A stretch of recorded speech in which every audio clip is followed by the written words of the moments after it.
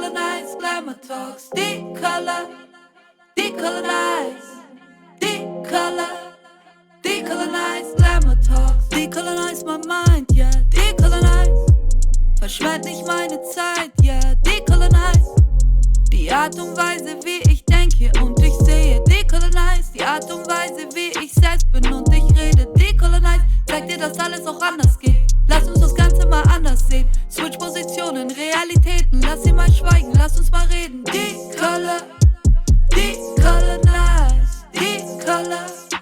Decolonize Glamour Talks. Gefühlt beginnen Debatten über die zeitgenössische Kulturszene in Deutschland immer wieder am selben Punkt, schließen immer wieder dieselben Personengruppen aus. Dadurch werden immer wieder dieselben Perspektiven der immer wieder selben Leute nicht berücksichtigt, beziehungsweise sind nicht existent. Mein Name ist Lara Sophie Milagro, ich bin Schauspielerin und möchte gerne mehr diversen Perspektiven auf die Kunst- und Kulturszene Raum bieten. Es muss dringend anders über Kunst gesprochen werden. Dazu habe ich Gästinnen eingeladen, darunter sind Regisseurinnen, Schauspielerinnen, Autorinnen, Tänzerinnen, Hair- und Make-up-Artists und PR-Verantwortliche, um nur einige zu nennen. Die Arbeit meiner Gästinnen steht im Zentrum unseres Austauschs. Mich interessiert, was inspiriert meine Gästinnen? Was treibt sie an? Wie nehmen sie die Bedingungen, unter denen sie Kunst machen, hierzulande wahr? Wie kämpfen sie gegen Stereotype und Klischees? Herzlich willkommen zu den Decolonized Glamour Talks. Wir richten das Spotlight auf unsere Gästinnen, ihre Schönheit, ihre Arbeit, ihr Talent. Let's shine! Widerstand, Selbstermächtigung, Reclaiming Spaces and Names. All das passt zu meiner heutigen Gästin. Denn sie schafft es, Unterdrückung in Form von Rassismus und Sexismus beispielsweise in empowernde, kraftvolle Kunst umzuwandeln.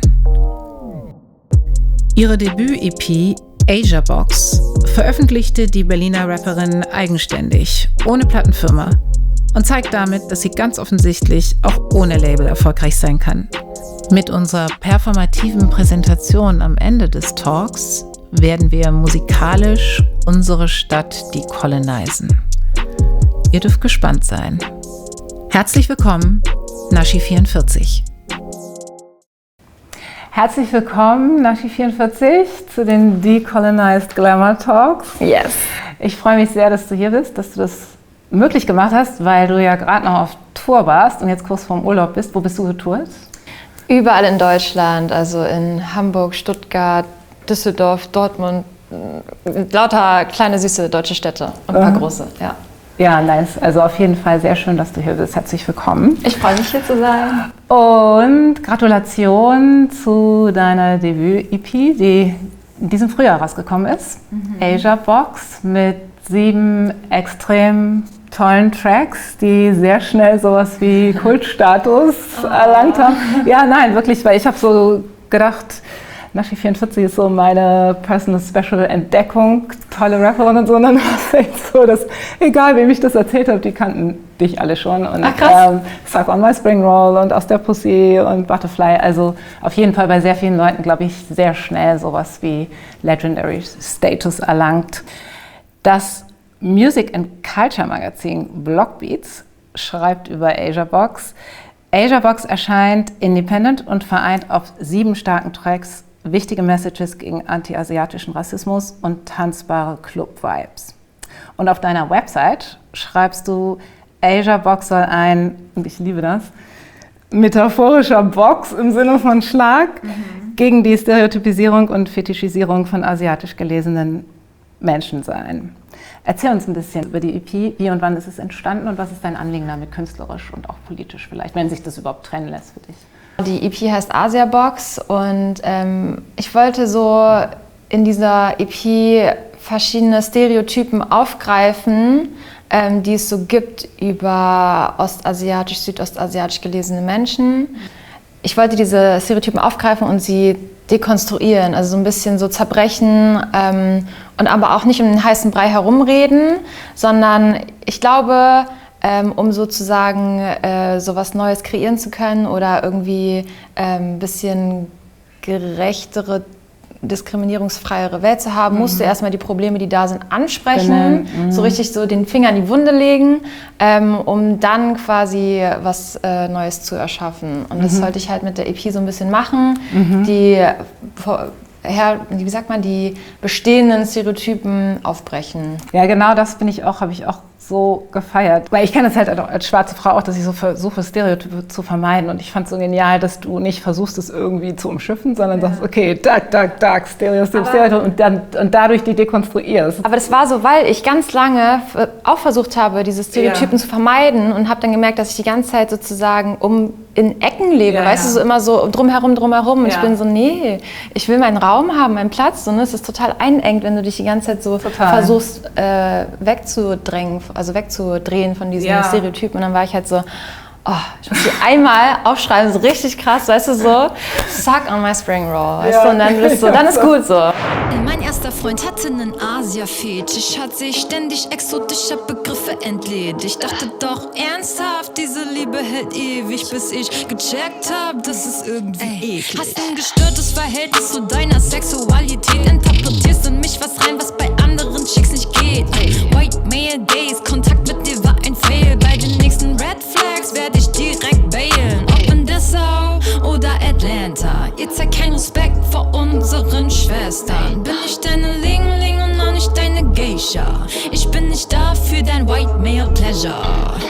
Suck on my spring roll, drown in my fish sauce, küss meine Dragon Balls, lick this peach hole.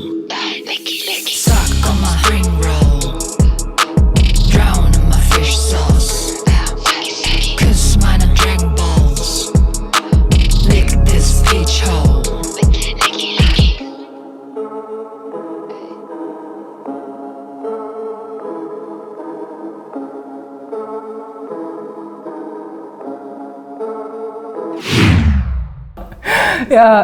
Ja, großartig. Nee, genau das, weil man schränkt sich selber immer mehr ein. Denkt, ist das jetzt Stereotyp? Ist das jetzt Stereotyp schwarz? Ist das jetzt Stereotyp asiatisch? Ja. Also darum habe ich es auch so gefeiert, weil ich das so eine tolle Art fand, das zu dekonstruieren. Nicht durch Vermeidung, sondern durch voll auf die 12. Wie entstehen deine Songs? Weil du bist ja nicht nur Rapperin, du bist auch Songwriterin, textest selbst. Das heißt, sehr viel innerhalb der Produktion deiner Songs, das kommt aus deiner Hand, das kommt von dir. Aber ich nehme an, du hast trotzdem Kollaborateurinnen.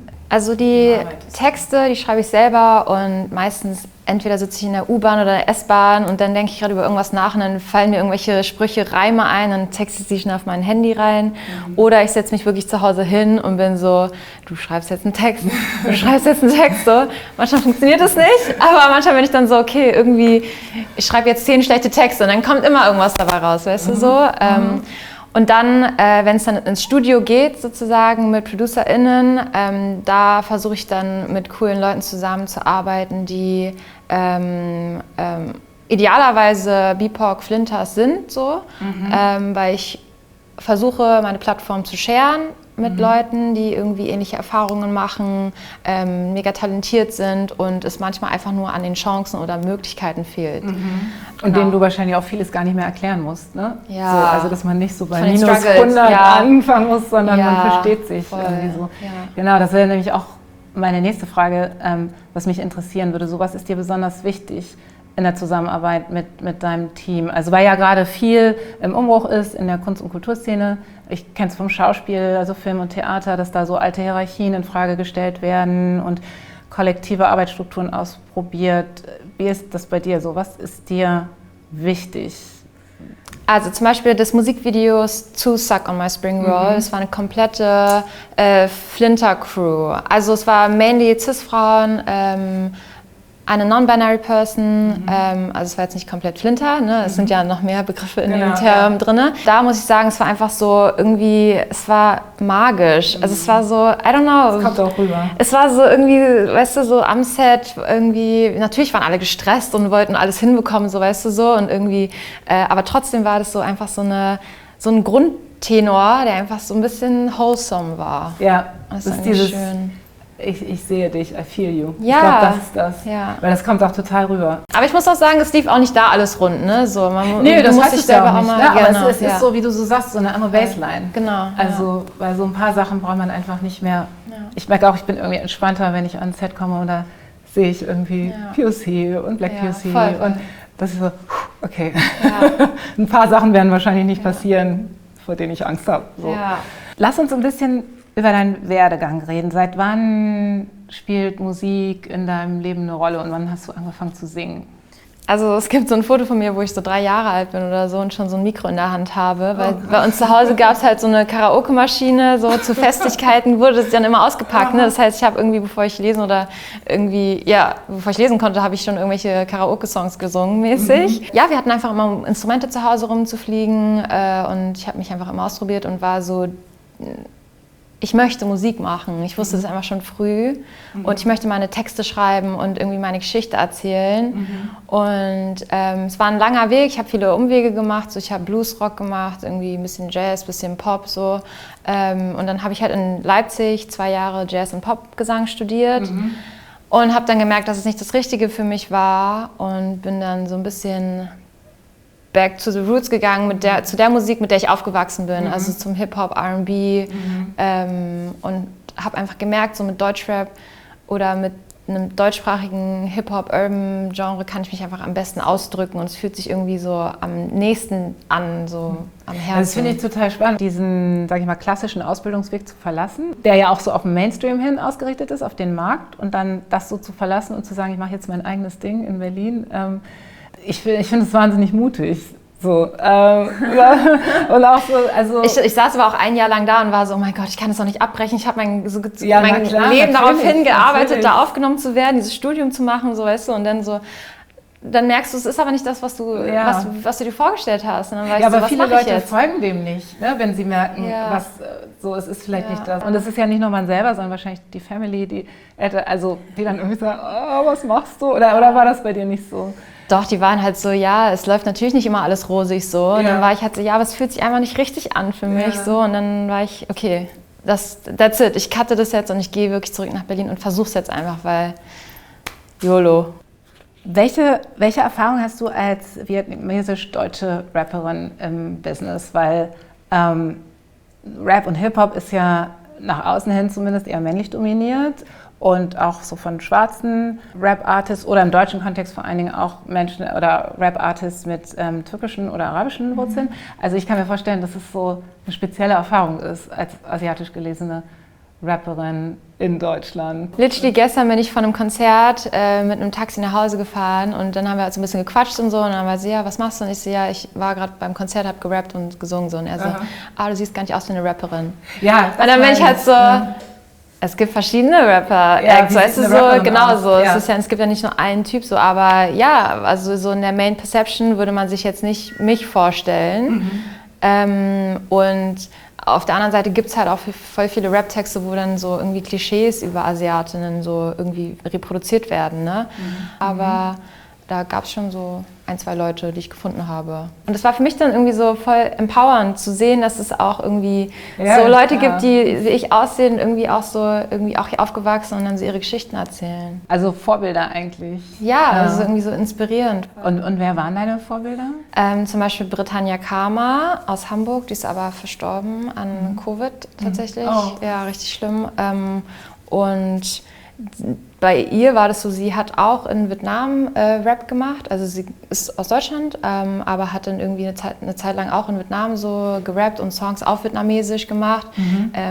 Und das war so, oh mein Gott, sie macht ihr Ding, richtig geil, zieht's durch, so richtig geiler Hip-Hop. Das war zum Beispiel eine Person.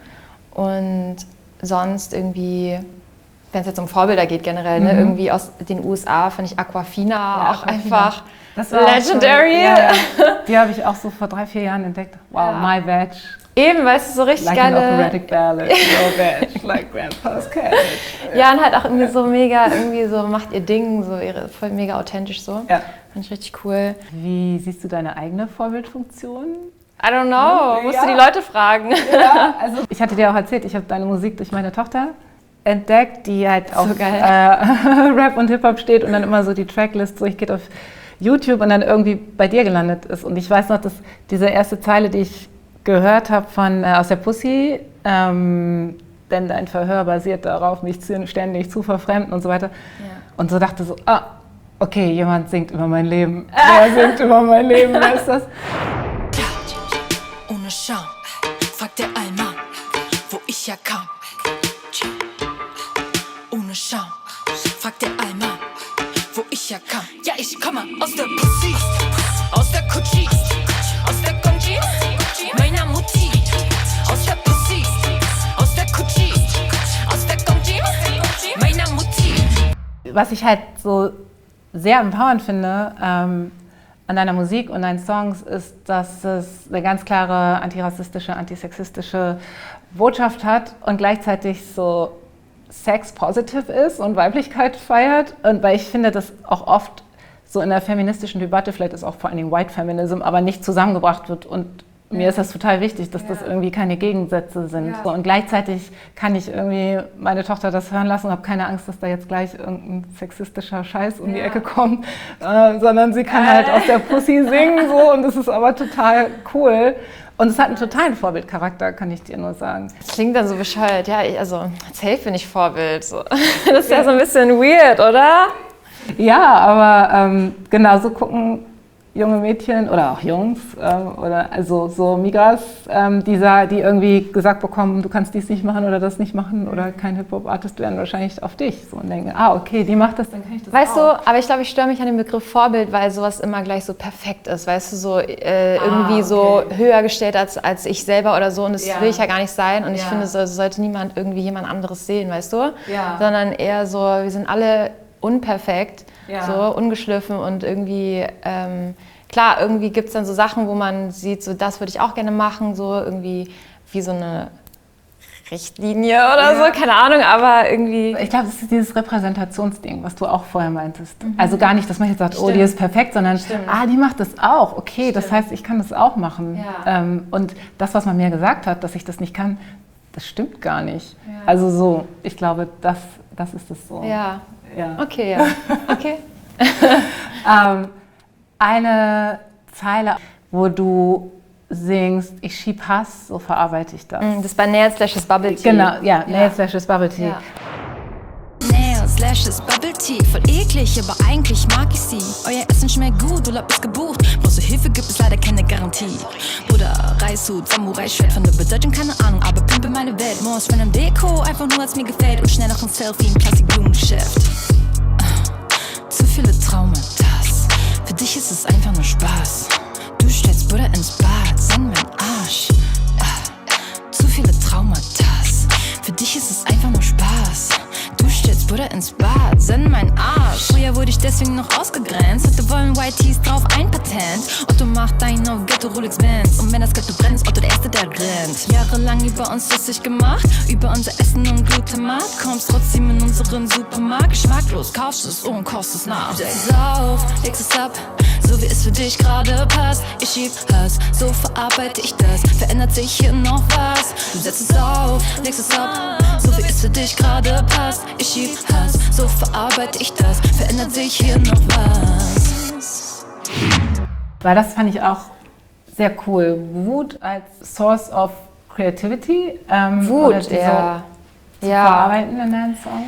Ja, weil also ich habe irgendwie auch so eine, ich weiß nicht, vielleicht geht es anderen auch so eine komische Beziehung zu Wut. So. Ich habe das Gefühl, manchmal kann ich die einfach nicht rauslassen, oder es ist irgendwie, Leute erwarten gar nicht, dass es irgendwie wütend sein kann oder irgendwie so laut oder irgendwie aggressiv oder sowas. Ich habe das Gefühl, durch die Songs kann ich das so ein bisschen channeln und kann das einfach so richtig schön rauslassen. Und natürlich bin ich auch im Alltag sauer, wütend und bin, also weißt du so, aber so oft sind so Leute verwundert und sind dann so, ich kann mir gar nicht vorstellen, dass du irgendwie mal so aggressiv oder laut bist oder sowas. Ja, ich fand das auch so schön, weil ich so das Gefühl habe, dass Frauen, B, vor allen Dingen Migras, auch immer das nicht so zugestanden wird. Und das ist zum Beispiel auch was ich immer versuche zu vermeiden und dann wieder versuche zu vermeiden, dass ich wütend werden darf. So. Und darum fand ich das so toll, dass du halt da so singst, in die Kamera rein. Das Recht nehme ich mir und damit verarbeite ich Sachen. Komm klar damit. Ja, aber ich weiß noch damals, als ich irgendwie aus der Pussy performt habe, so, dann kam so meine Gesangslehrerin zu mir und war dann so, du bist so wütend, oder? Und ich war so, ja natürlich, weil es mich ja auch aufregt, so, als wäre das irgendwie so weird oder so. Und es hat mich so gewurmt, irgendwie diese Aussage. Können Leute das nicht sehen, dass ich bin ja ein Mensch, ich fühle doch auch Wut, so, weißt du, so, das ist auch Teil meiner Persönlichkeit, so, als ob das so mega weird wäre. Deine Videos sind unheimlich aufwendig und hochwertig produziert. Gleichzeitig sind sie independent produziert, das heißt, du hast kein Label, was irgendwie dahinter steht, sprich Geld, was dahinter steht. Wie machst du das, diese wunderbaren, also wie kleine Filme, eben auf so einem hochwertigen Niveau zu produzieren? Also man muss halt wissen, Musikvideos, du guckst dir die an, die sind 2 Minuten oder so, 2-3 Minuten, ne? Aber oh mein Gott, da ist so viel Zeit, so viel Geld fließt da rein. Das erwartest du gar nicht, ne? War mir auch selber gar nicht bewusst. Aber ich hatte dann das Glück, dass ich eine Förderung bekommen habe von der Förderinitiative für Musik, das vom Bundesministerium. Und dadurch konnte ich das alles erst finanzieren, so Location mieten, das Crew von fast 20 Leuten und irgendwie über 2 Tage und das ganze Konzept vorher ist ja so viel Zeit und Energie und Geld, was da reinfließt. Und selbst obwohl ich eine Förderung kriege, ist es am Ende gar nicht so, dass ich jetzt alle irgendwie mega krass gut bezahlen kann, sondern eher so Aufwandsentschädigung. So. Aber selbst das ist ja auf jeden Fall nötig, so, weil du kannst nicht erwarten, dass Leute irgendwie ihre Zeit aufopfern, weil sie müssen ja auch irgendwie überleben. So, ne? Und die Leute, mit denen ich dann zusammenarbeite, da bin ich super dankbar, dass ich Leute aus der Community, also so irgendwie da so ein bisschen vernetzt bin und da irgendwie die Leute auch Bock und Zeit haben, diese Projekte zustande zu bringen. Von daher ist mir das voll wichtig, mit der Community zusammenzuarbeiten. Ja. Dass man so seine Leute hat, die halt sagen, okay, so, wir setzen diese Vision mit dir um. Ja. Und ich meine, in meiner Musik geht es ja auch irgendwie um die Perspektive von so einer Migrafrau. Und deswegen ist mir halt auch wichtig, Leute mit ins Boot zu nehmen, die irgendwie die Vision verstehen oder irgendwie nachfühlen können oder Ähnliches erlebt haben und irgendwie sich für dieselben Sachen einsetzen. Weil sonst wäre es einfach mega weird, sonst wäre das so irgendwie nur Show. Wenn wir über Mainstream und freie Szene reden, wie gehst du mit deinen Bookings um? Wonach entscheidest du, auf welchen Festivals du auftrittst, aus welchen Konzerten?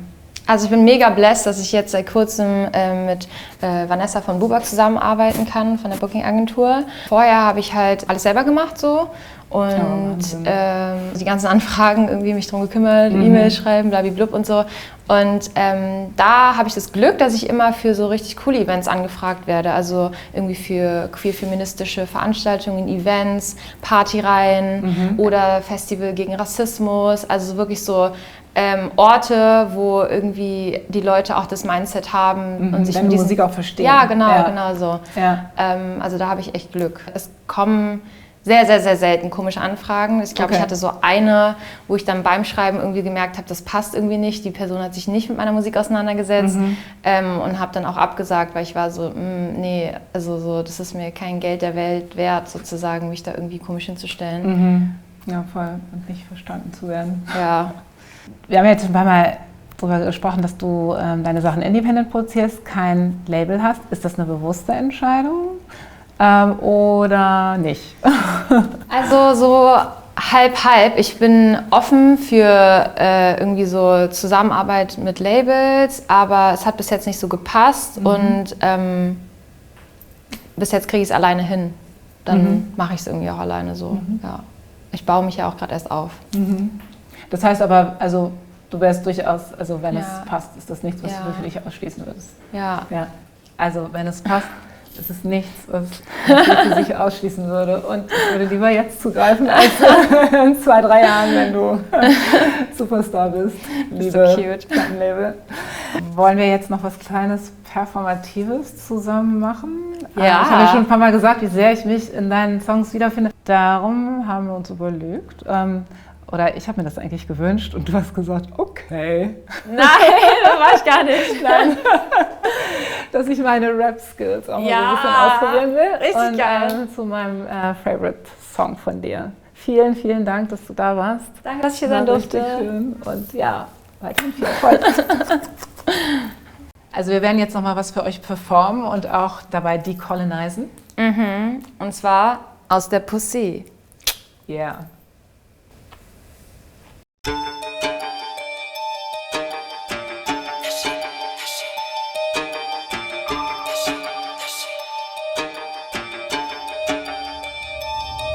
Aus der Pussy, der Punani, aus der Konji, meiner Mutti. Aus der Pussy, der Punani, aus der Konji,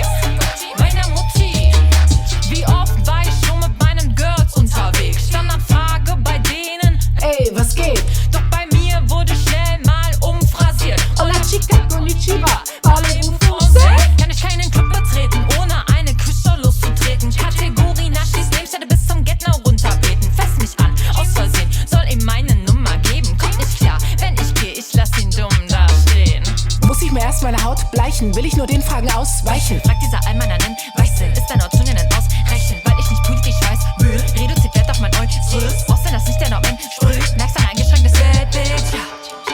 Ohne Scham, fragt der Allmann, wo ich herkam.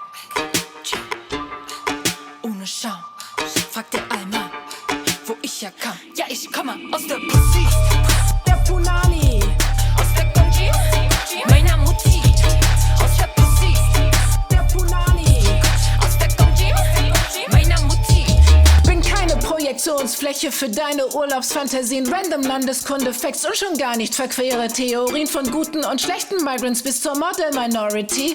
Ich mach nicht mit in deinem Exotisierungsspiel, denn dein Verhör basiert darauf, mich ständig zu verfremden. Zu viele kostbare Lebenszeit habe ich verschwendet, meine Familiengeschichte zu erzählen an Fremde. Digga, ich wohne hier, geboren in Steglitz, jetzt auch Ende. Mir kann das stoppen, keine Stoppen, hier am Stoppen, nur am Mock. Beatbox, sie rocken und sie schockt den Brocken. Kann bei so Säfte fucken, kiss gleich meinen Nacken. Halt mal die Welt deine Backen, pack deine 7 Sachen, was Zugehörigkeit, Dauerbrenner unter Weißdauer, wenn ich drauf weiß. Alles doch gut gemeint, du siehst keinen Schutz, weiße Preis. Du bist ja auch weiß, kann mir nicht meine Zeit, der kleine Schiele. Bei vom Namen hast du den Namen meiner CR rationalen Dicker. Was geht dich das an, wo ich herkomme? Wir sind jetzt hier und wir bleiben da, ja. Ohne Scham, fragt der Allmann, wo ich herkam. Ja, ich komme aus der Pussy, Der Punani, aus der Konji, meiner Mutti, aus der Pussy, aus der Kutschi, der Punani. meiner Mutti. Unbezahlbar, bin so dankbar. Props an Mama, wo ich herkam. Aus der Pussy, der Punani. Aus der Konji, meiner Mutti.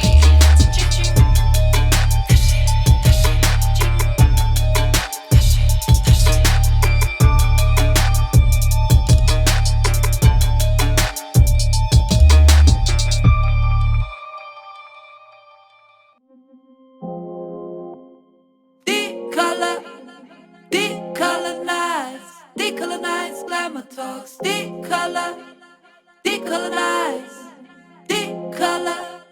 decolonize glamour talks. Decolonize my mind, yeah. Decolonize, verschwend nicht meine Zeit, yeah. Decolonize, die Art und Weise, wie ich denke und ich sehe. Decolonize, die Art und Weise, wie ich selbst bin und ich rede. Decolonize, zeig dir, dass alles auch anders geht. Lass uns das Ganze mal anders sehen. Switch Positionen, Realitäten, lass sie mal schweigen, lass uns mal reden. Decolonize,